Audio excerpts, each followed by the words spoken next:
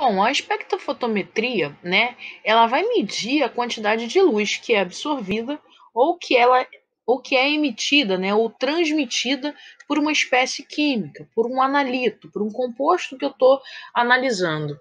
A espectrofotometria, ela é uma metodologia, né, que vai estudar a interação da relação da luz com o material, né, e com o material que a gente quer analisar. E a partir daí nos permite quantificar a concentração desse composto. Cada substância química ela absorve, transmite ou ela reflete a luz ao longo de um intervalo de um comprimento de onda. Né? A gente falou sobre absorbância, sobre transmitância. Existe também a característica de reflexão dessa luz, que é utilizada em outros procedimentos, não é o caso da espectrofotometria, tá? Mas ela pode ser uma técnica utilizada ali para identificar, para quantificar substâncias químicas, né, através dessa medição, né, de absorção ou de transmissão, do quanto de luz que foi absorvida ou quanto de luz que foi transmitida através da amostra. Esse aqui é um dos equipamentos, né, um dos tipos de espectrofotômetro, né, que existem. Existem vários modelos, de várias formas diferentes. Tá? Então, uma vez que diferentes substâncias elas têm padrões de absorção de luz, né, a espectrofotometria ela permite que a gente identifique essas substâncias, né, e também quantificar, né, uma vez que a questão da quantidade de luz que está sendo absorvida ela está relacionada com a concentração da substância, né, que foi o que a gente falou. Então, por exemplo, aqui a gente tem, né, uma representação de partículas de proteína numa determinada amostra, num determinado recipiente, a luz que chega, né, e a luz que passou, né, a luz que foi transmitida, né, e cada composto ele vai se comportar de uma maneira diferente em relação a essa absorção de luz. É por esse motivo que os exames, né, as análises que a gente faz, elas são feitas em comprimentos de ondas diferentes. Se todo mundo fosse igual, né, se todas as amostras fossem iguais, bastava que a gente utilizasse um só comprimento de onda para todos, não é isso que acontece, né? Tudo é, como eu disse a vocês anteriormente, tudo é pensado, é calculado, é testado para que se tenha o melhor resultado possível ali. E a questão, né, da absorção de luz com a concentração da amostra. Aqui a gente tem um grupo de amostras, onde vocês podem ver que aqui, ó, são os brancos, né, sem nenhuma concentração do analito. Aqui já começa a ficar um pouquinho mais, né, mais concentradinho em relação a esses, mas aqui olha a diferença dessas amostras aqui, bastante concentradas, para essa aqui, por exemplo. Olha a diferença de intensidade da cor. E a gente já viu, né, que a intensidade da cor ela está diretamente relacionada à quantidade de luz que é absorvida. Então, quanto mais forte a cor, mais luz ela vai absorver. E esse princípio serve não só para bioquímica, quanto para a parte de imunologia. Esse aqui é o leitor de microplaca de ELISA, né, que vai ali fazer a leitura, né, vai fazer a leitura da chamada densidade óptica, né, desse tipo de exame. O espectrofotômetro, né, ele é um aparelho que passa um feixe de luz através da solução, que a gente já comentou anteriormente, e ele vai medir o quanto de luz foi absorvida e o quanto de luz foi transmitida, né?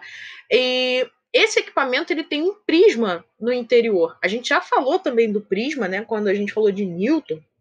E o prisma é justamente aquele instrumento capaz de decompor a luz branca nas 7 cores fundamentais. Então, existe um prisma dentro desse equipamento responsável exatamente por fazer isso, né?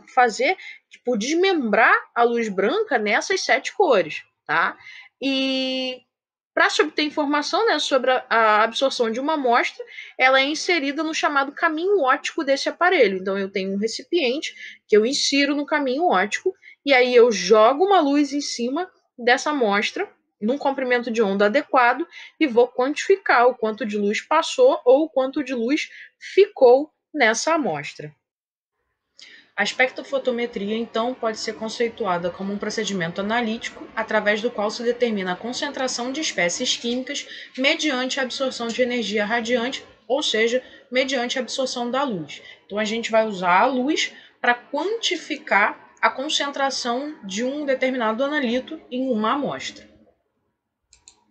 Bom, em espectrofotometria, então, a gente vai usar, né, o princípio da quantificação dos compostos através da luz incidente, né, do quanto dessa luz ficou absorvida, ou quanto dessa luz vai ser transmitida. E em análises clínicas, a gente consegue fazer essas medições na faixa do ultravioleta e na faixa do visível. Então, o nosso ponto de interesse aqui é a espectrofotometria ultravioleta e visível, ou espectrofotometria UV-Vis. A espectrofotometria ela vai se basear na seguinte questão, né? O meu equipamento ele precisa ter uma fonte de luz, né? Essa luz que vai chegar até a minha amostra, ela precisa ser monocromática. Não necessariamente a fonte de radiação é monocromática, tá, gente?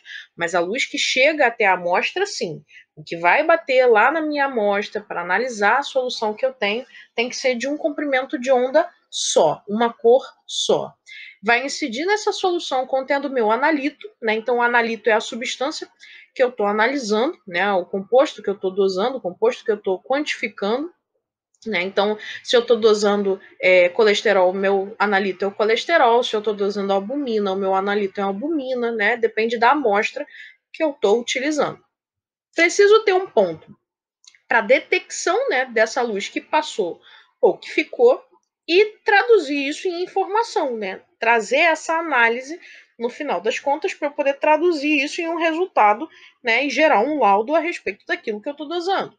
Então, a espectrofotometria ultravioleta e visível, né, ela vem ser um método, um dos métodos mais utilizados para determinar, quantificar substâncias nas mais diversas áreas, né?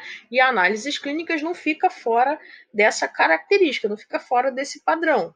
Ela é aplicada tanto para determinar compostos inorgânicos como para compostos orgânicos. Né? O método de espectrofotometria ele é bem sensível, né? Ele consegue quantificar compostos até mesmo em concentrações relativamente pequenas. Né? Só para a gente lembrar, quando a gente falou em introdução à bioquímica, né, sobre os compostos do nosso organismo, a gente viu que existem moléculas grandes e que às vezes vão estar em grande quantidade no nosso organismo, moléculas que são menores, né, e que vão estar em quantidades pequenas, né? Se a gente for comparar, por exemplo, a albumina, que é a principal proteína do soro, né, a glicose, que é um componente que está em grande quantidade no sangue, e trazer isso para uma comparação entre os sais minerais, né, a diferença é bem grande, né, dependendo do mineral que a gente está comentando.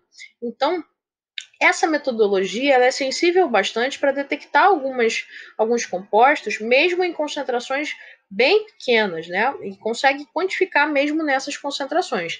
E conforme a evolução, né, do equipamento, a forma desse instrumento trabalhar, a gente aumenta essa sensibilidade. Os espectrofotômetros atuais eles são muito evoluídos tanto na sensibilidade como na forma de analisar, né? A gente tem aí uma grande evolução em relação aos espectros mais antigos. A absorção da radiação visível e ultravioleta vai depender do número do arranjo dos elétrons nas moléculas ou íons absorventes. Então, a questão de composição, ligação química, característica do material que está ali, é o que faz toda a diferença para que eu tenha uma determinada quantidade de luz sendo absorvida ou transmitida, se eu vou precisar do comprimento de onda visível ou se eu vou precisar do comprimento de onda ultravioleta. Então, são essas características aí que também são levadas em consideração na hora, né, de se produzir um kit de dosagem e se colocar lá na bula desse kit qual é o comprimento de onda adequado. Tá? Como consequência, o pico de absorção pode ser correlacionado a essa ligação. Vai ser uma ferramenta valiosa, né, para identificar grupos funcionais nas moléculas, e essa última parte aí é que nos convém bastante, né? É extremamente útil para determinação quantitativa de compostos contendo grupos absorventes ou cromóforos. Né? Então, é essencial na área de análises clínicas, por mais evoluído, por mais tecnológico que seja o espectrofotômetro que está sendo utilizado, né? É a gente entender esses princípios, né? Entender a espectrofotometria básica, a absorção básica e transmissão básica de luz, para a gente entender o funcionamento. Isso faz toda a diferença de um profissional, de um bom profissional, no mercado de trabalho, entender os princípios. Em relação aos componentes, né, do espectrofotômetro, basicamente, né, dentro do espectrofotômetro a gente tem esses itens aí. Uma fonte de luz, que é responsável por gerar e emitir a luz branca, uma fenda de entrada, que é por onde essa luz vai passar, um dispositivo para dispersar essa luz branca, né? Num espectrofotômetro, normalmente é um prisma que existe ali, né? Mas pode ser também uma grade de difração, né? Então é um instrumento que tem que ser capaz de fazer a separação, né, dessa luz policromática, que é a branca, nos 7 comprimentos de onda, e uma fenda de saída, né, que é justamente para passar um comprimento de onda só. Você vai regular, né, na leitura, né, na hora de realizar a leitura. A célula, que é onde você vai colocar a tua amostra, né, o teu caminho óptico, né, aqui onde você fica, onde você coloca a sua cubeta do material, e um detector. Toda essa região aqui responsável por separar, no final das contas, um comprimento de onda, ela é chamada de monocromador, porque a partir do prisma, né, ou a partir dos filtros em aparelhos mais rudimentares, você vai ter a dispersão primeiro dos comprimentos, mas o que vai passar a incidir na amostra é uma cor só, um comprimento de onda só, e daí o nome monocromador. Quando a gente olha, né, nessa imagem, parece que dá uma impressão de que o espectro é um equipamento muito grande, né? Porque você tem que ter isso tudo aqui dentro de uma amostra, dá a impressão de que ele vai ocupar o teu laboratório inteiro, né? Os equipamentos automatizados, eles tendem a ser muito grandes, mas porque o volume de amostras, né, o fluxo de amostras que eles conseguem analisar são muito grandes, é um volume muito grande. Nos espectros mais simples, né, é um equipamento que não tem um tamanho tão grandioso assim, né? E isso acontece porque todos esses componentes, na verdade, eles estão ali encaixados, né? Estão ali previamente dispostos, né? Num esquema físico, né? De engenharia, né? Tudo sendo ali muito bem pensado e friamente calculado para que a gente tenha a leitura. Então aqui nesse modelo aqui é o local, né, onde você coloca a tua amostra. Aqui está a sua fonte de luz. Então, olha onde está a fonte de luz, olha onde ela tem que chegar. Para que isso aconteça, a gente tem jogos de espelhos aqui dentro, né? Todo um aparato, né, para que essa luz, né, a luz branca, né, que sai daqui, seja decomposta e que chegue lá na amostra um comprimento de onda só. Então, os monocromadores, eles são filtros, no caso dos colorímetros, que são equipamentos mais antigos, prismas ou grades de difração nos espectrofotômetros. Eles têm a função de regular, né, a transmissão da luz, isolando um só comprimento de onda, e isso a gente já discutiu, né, porque do monocromador. Mono, um, cromador, né, uma cor. A fonte de luz é uma lâmpada, né, que tem como função fornecer ali a luz visível e invisível que vai passar através do monocromador e através da amostra. Geralmente é uma lâmpada de tungstênio, né, e diodeto. Essa lâmpada ela tem um prazo, né, de validade, precisa ser trocada ali de tempos em tempos. O tempo de duração dela fica entre 2.000 e 3.000 horas. Então, é importante, né, avaliar o tempo de leitura para que você não fique ali sem a tua fonte de geração de luz, porque se isso acontecer, o teu espectro não funciona, né? Manutenção nos equipamentos de laboratório é tudo. Fenda de entrada, né, que limita a entrada da luz. Tá? Então, o máximo de luz emitida passa pelo monocromador e também pela amostra. Tá? A célula analítica ou cubeta é o local onde a gente coloca a amostra, né? Então, aqui é onde vai o teu conteúdo, é onde você coloca o que você, né, executou lá de reação química, né? Então, é um recipiente que vai ali ser o responsável é o local, né, onde você coloca o teu conteúdo para que a luz passe por ali e atravesse.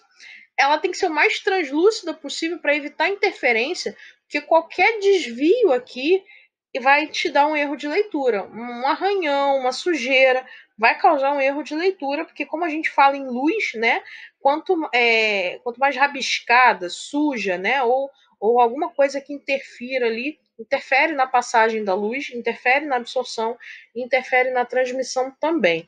As cubetas mais utilizadas são essas que têm um caminho óptico de 1 centímetro.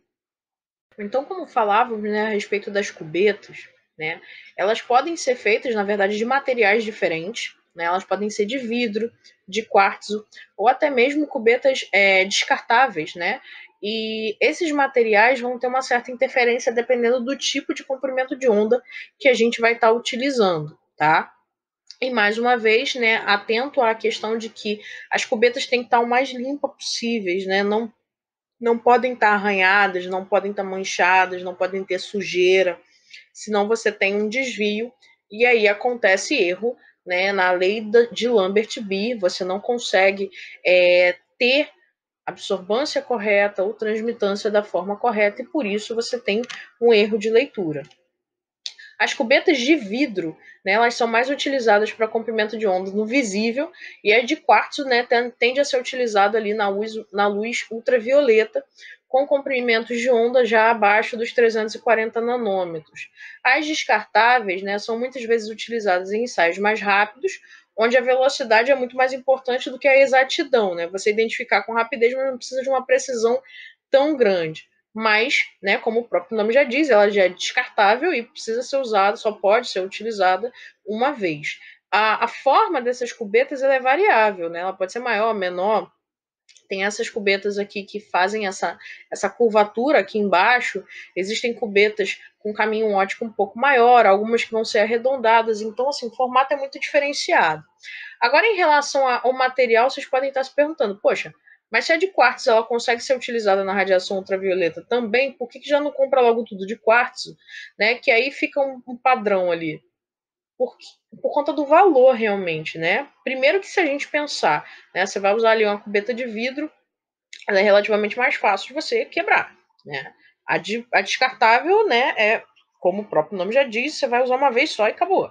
E não te dá uma precisão de leitura como você precisaria, por exemplo, fazendo uma dosagem bioquímica. Só que o valor entre essa, a diferença de valores entre elas é muito grande.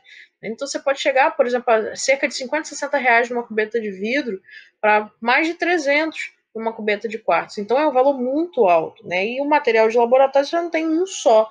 Então, pela quantidade do que você vai ter, né, muitas vezes ali, né, se o seu laboratório trabalha mais com comprimento de onda visível, que é normalmente a grande maioria das amostras que chega no laboratório, você vai ter as de vidro.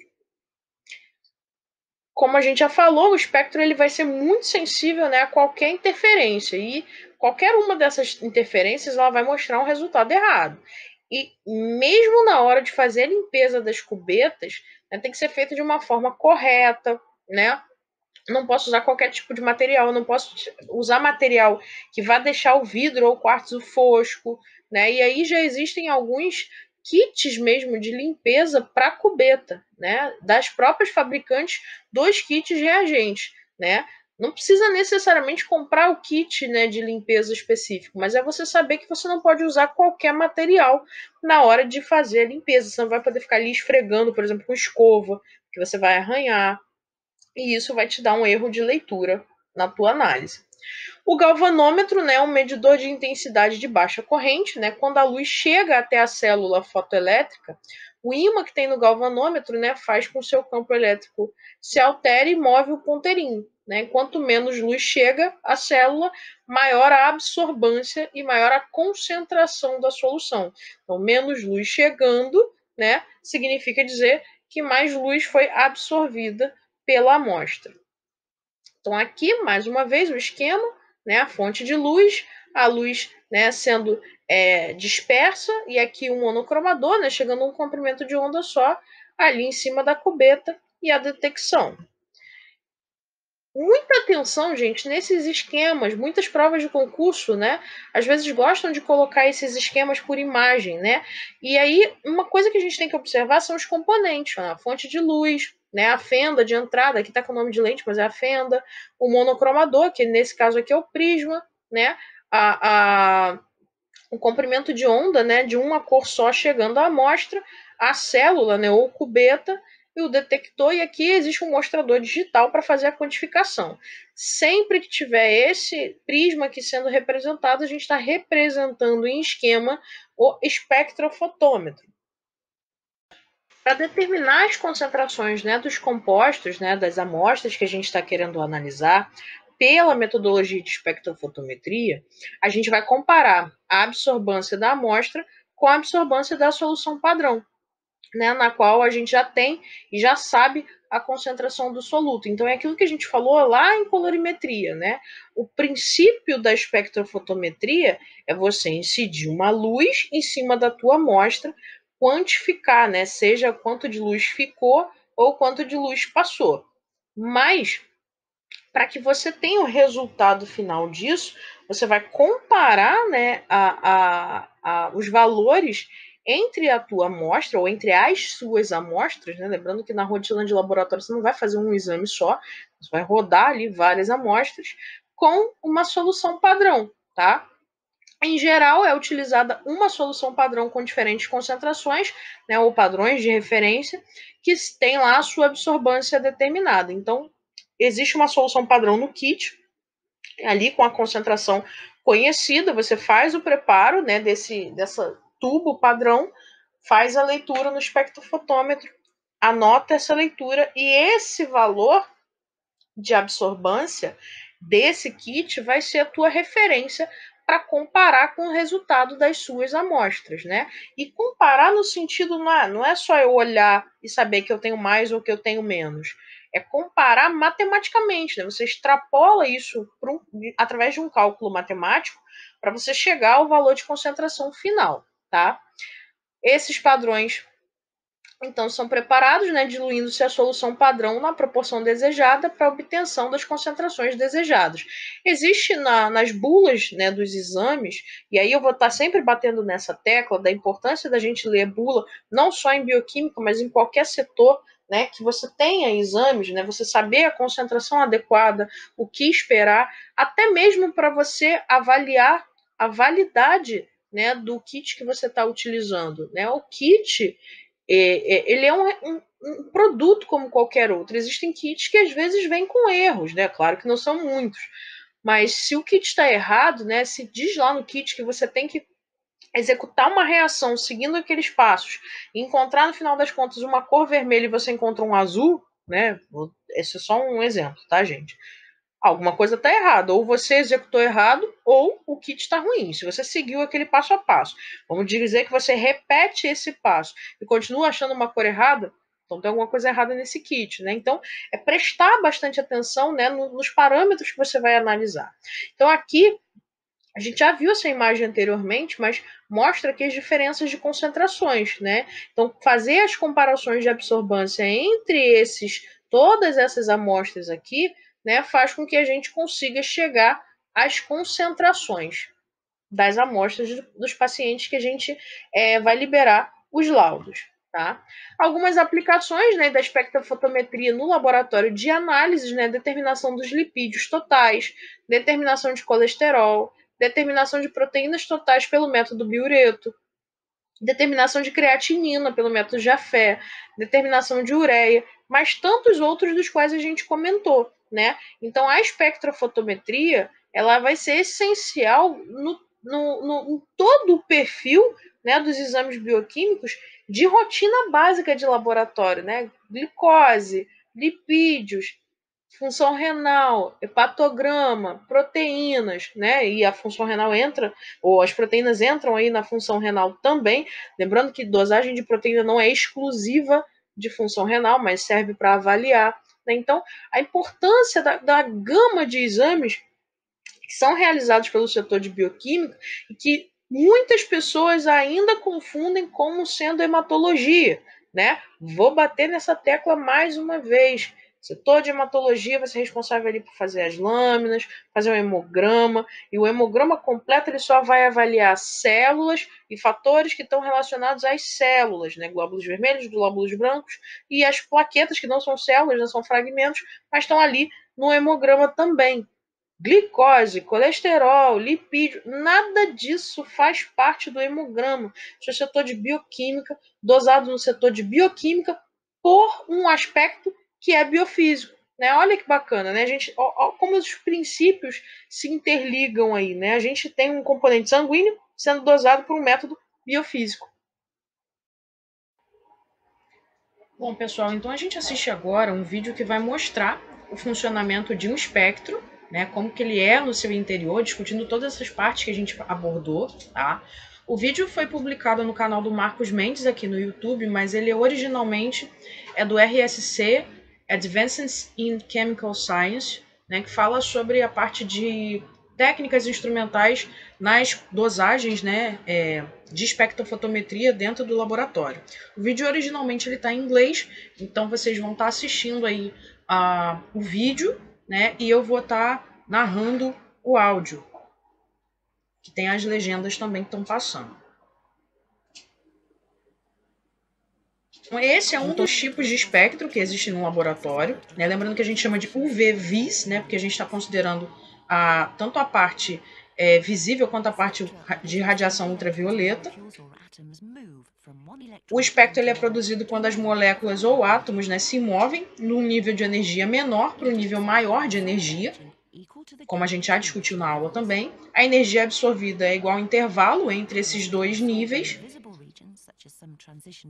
E os compostos que absorvem os fótons de energia nas regiões visíveis, né, como metais de transição, corantes orgânicos e outros, eles se mostram coloridos.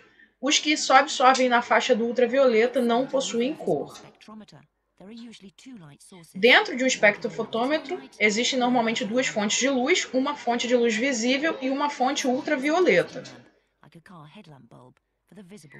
Essa é a lâmpada de tungstênio, para a região visível, e a lâmpada de deutério, que emite a radiação ultravioleta. O espelho direciona a luz para o monocromador, que contém uma rede de difração ou um prisma, né, que consegue ali dividir a luz nos comprimentos de onda diferentes. Cada comprimento de onda tem uma cor diferente. O vermelho está entre 700 nanômetros e o azul a 400 nanômetros. Então, dentro dessa faixa é onde a gente tem o espectro visível. Menores do que 350 nanômetros são a luz UV.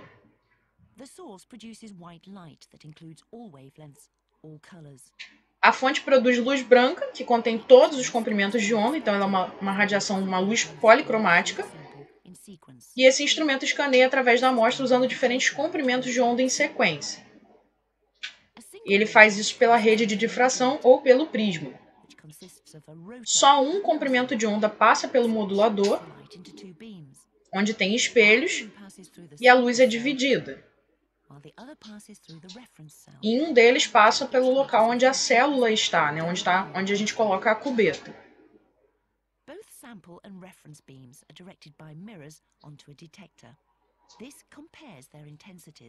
E aí a gente tem um detector para comparar a intensidade dessa radiação. Esse instrumento aqui está acoplado a um computador que gera o valor de absorbância. A absorbância, então, é a quantidade de luz que foi absorvida pela amostra.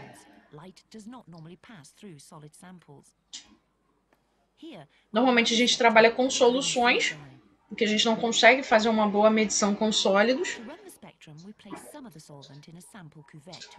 E para analisar é colocado um pouco do solvente em uma cubeta para agir como branco, né? Lembrando que pode ser ou reagente, ou pode ser água destilada ou deionizada, depende do kit bioquímico de dosagem. A cubeta ela pode ser de vidro ou até mesmo quartzo. Né? A de quartzo para luz ultravioleta. E em algumas situações podem ser utilizadas cubetas plásticas também para a região do visível, mas não é muito adequado.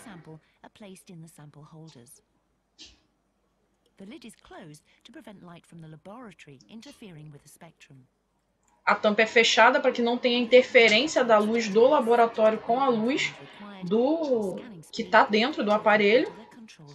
E aí o operador controla a dosagem,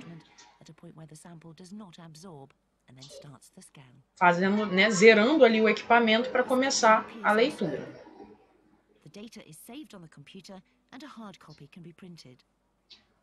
Esse espectro aparece em forma de gráfico no computador. Normalmente no eixo horizontal está o comprimento de onda e na vertical a absorbância.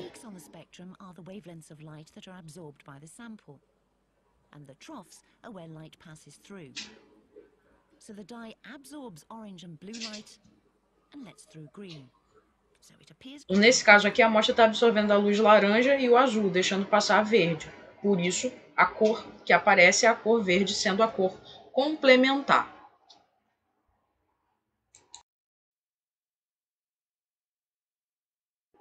Vocês assistem agora mais um vídeo, né, utilizando o espectrofotômetro, né, que é do canal Coltec Tube, né, e ele vai mostrar um pouquinho de como que é realizada essa dosagem, né, como que faz ali os parâmetros de calibração do equipamento, né, como que realiza a leitura para ilustrar tudo isso que a gente abordou na nossa aula de hoje.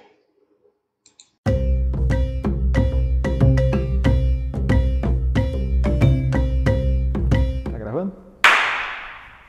Olá! Nesse vídeo nós vamos explicar como é que funciona um dos mais importantes aparelhos de análise no laboratório de química. Hoje vamos falar sobre o espectrofotômetro e a técnica de espectroscopia molecular no UV visível. Antes de falar sobre a parte prática de como fazer a medida, vale a pena entender o que ocorre quando usamos o aparelho. No aparelho temos duas lâmpadas. Uma delas emite luz no ultravioleta, que nós não conseguimos enxergar. A outra é uma lâmpada que emite luz visível, de todas as cores. Quando a luz atravessa uma solução, dependendo do tipo de substância, ela pode absorver uma parte da luz. Se usamos uma fonte de luz visível branca e ela atravessa uma solução de um corante, como essa aqui, o que vai ocorrer é que a luz vermelha não vai ser absorvida, vai passar direto. Já as outras cores vão ser retiradas da luz branca.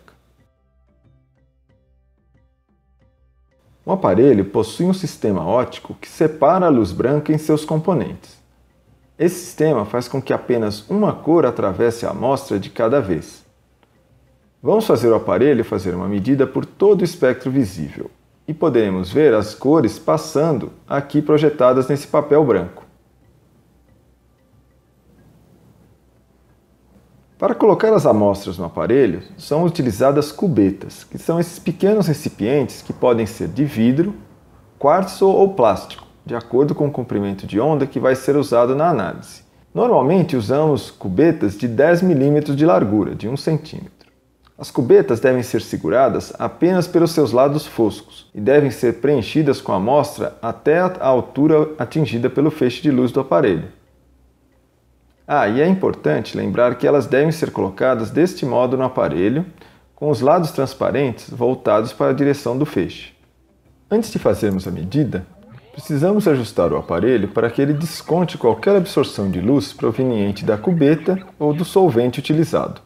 É o que chamamos de fazer o branco do aparelho. Para isso, colocamos o nosso solvente, que é a água destilada, em uma cubeta e vamos colocá-la no aparelho. Temos que limpar bem a cubeta. Introduzimos no aparelho.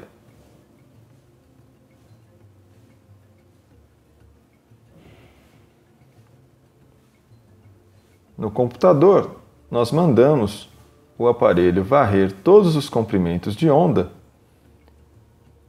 Ele vai atribuir um valor de 0 para a absorbância de todos esses valores. Para fazer a medida da absorbância de uma amostra, devemos colocá-la em uma cubeta idêntica àquela usada para se fazer o branco. Vamos limpá-la muito bem e introduzi-la no aparelho.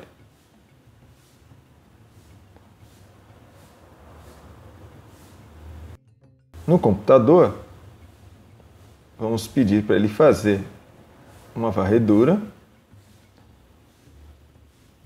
e vamos entrar com os valores do comprimento de onda inicial e final. Também podemos ajustar os valores da escala da absorbância, que é a escala vertical, e vários outros parâmetros.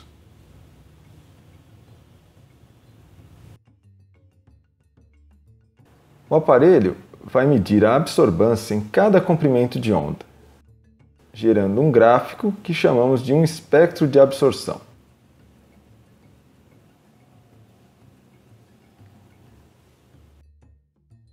Podemos preparar soluções, como as desse corante alimentício, com concentrações diferentes e medir a absorbância de cada uma dessas soluções. Com isso, nós podemos saber a absorbância no máximo, no comprimento de onda máximo de absorção de cada uma delas. E podemos preparar então uma curva de calibração, ou seja, uma curva que nos diga qual é a absorbância para cada concentração. Com isso a gente pode descobrir a concentração de uma solução desconhecida apenas medindo a absorbância. Espero que vocês tenham gostado desse vídeo e nos vemos no próximo da série de como funcionam as aparelhagens no laboratório de Química. Até mais!